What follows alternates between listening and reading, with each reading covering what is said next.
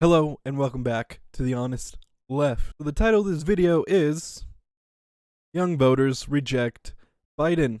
Who could have seen this coming? Well, let me tell you who. Literally everybody with a brain could have seen this coming.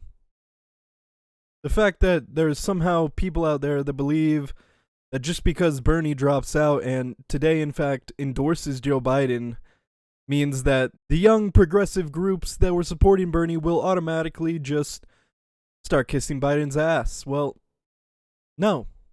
No, that's not how this works. So let me explain this in very, very easy to understand terms, okay? As a generation, millennials and Gen Z, we didn't really support Bernie Sanders as a person per se, okay? We supported what Bernie Sanders represented. And what Bernie Sanders represented was the idea that the United States needs to become a true populist country, that our government needs to adopt truly populist concepts and policy. Joe Biden is not going to do that.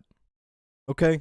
It's very simple to understand. And look, I see Joe Biden out there lately giving speeches, going on media, whatever it might be, saying, look, I understand that I need to earn the young people's vote.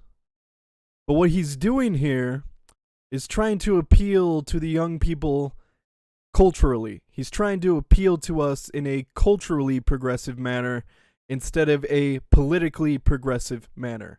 Okay, so when you go out and say, Joe Biden, that if by some chance, by some miracle, Medicare for All makes it through Congress, you would still veto the bill, you're not appealing to us politically, okay? When you don't fully support the idea of a Green New Deal, you're not appealing to us politically.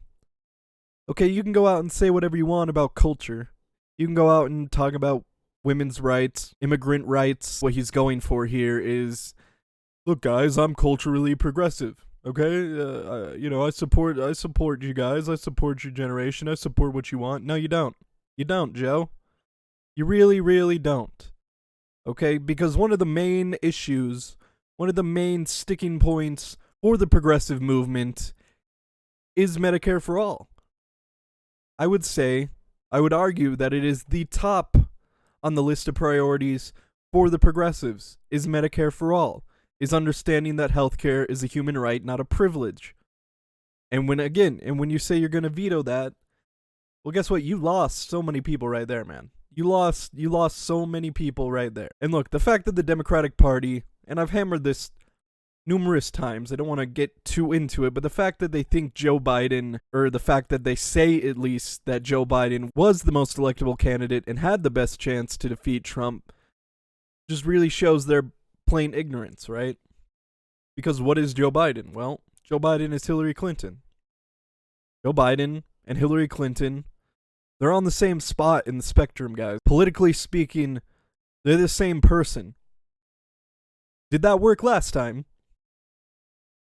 Did Hillary Clinton run away with it and defeat Donald Trump? No, it was exactly the opposite.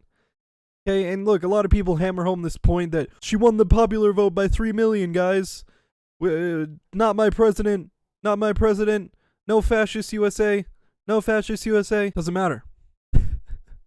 Okay, in an election system that the same people that are trying to hammer that point home support, Trump won, and he won by a lot. Okay, I mean, look, it's infamous.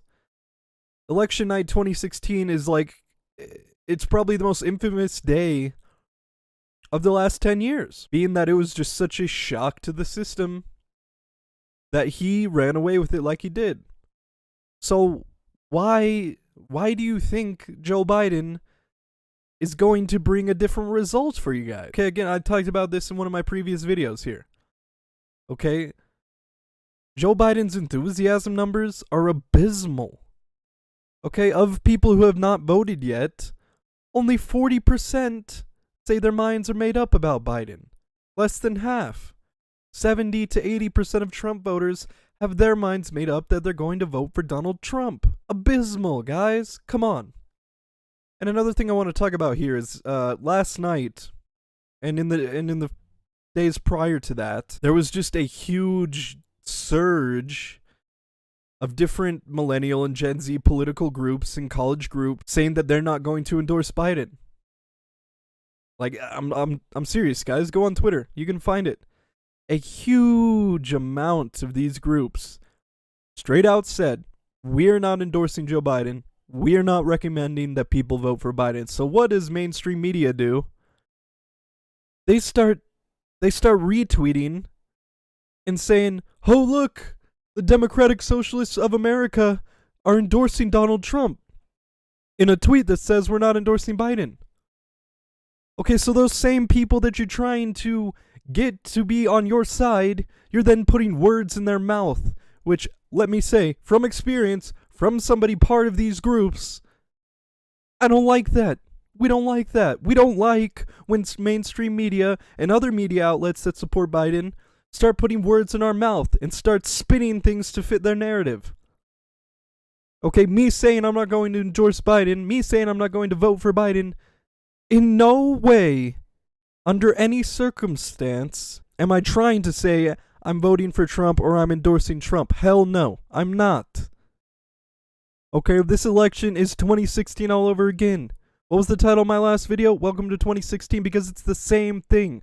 We're left in a general election with two options that are just awful. And look, the longer this goes on, the more I'm like heated about it. The more it just really grinds my gears that we're left to deal with this bullshit once again. And look, poll came out today from CNBC. Trump's got a 3-point lead on Biden.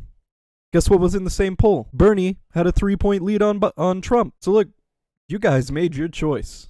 Now you made your bed. Now you gotta lay in it. Good luck to y'all.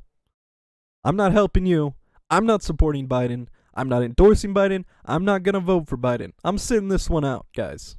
I'm sitting this one out. A lot of people say, well, you could ride in Bernie. What's the point, guys? Come on. What's the point?